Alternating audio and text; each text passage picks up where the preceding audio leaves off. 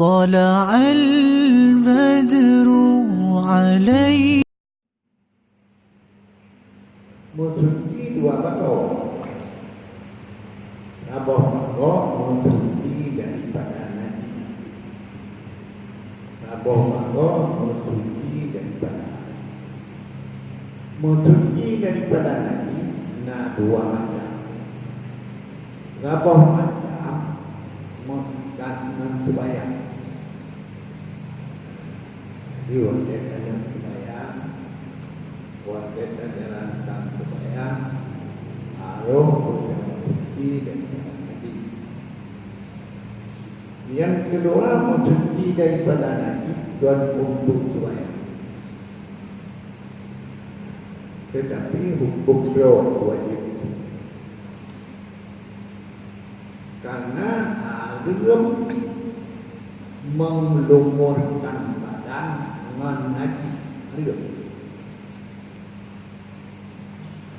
Tanya orang normal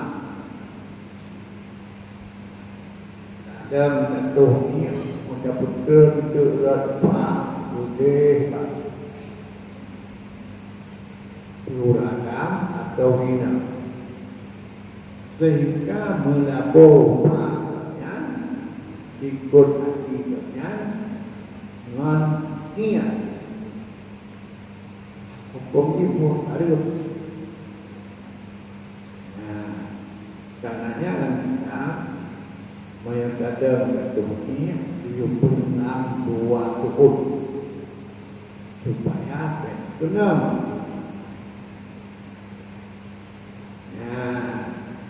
Jadi yang ringan beda ringan ada kita. Yang ringan, waktu kebesaran wujud ke mana apa? Jadi waktu kemudian sehingga itu jatuhnya di akhir benda itu. Maka berjadinya bahwa itu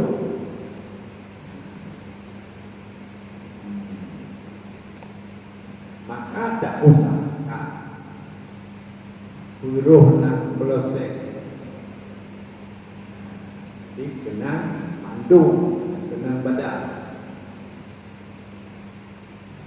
Hadirin yang dirahmati, kemudian najis dan hina mandam dan baknya mandam dan bak mandam.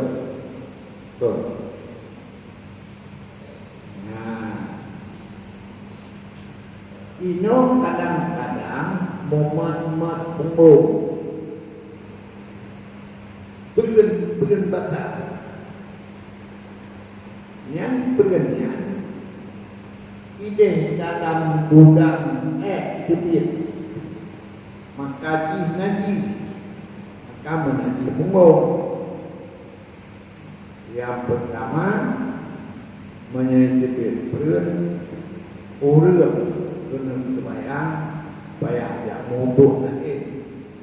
Yang kedua bak tempat berennya bayar jarak.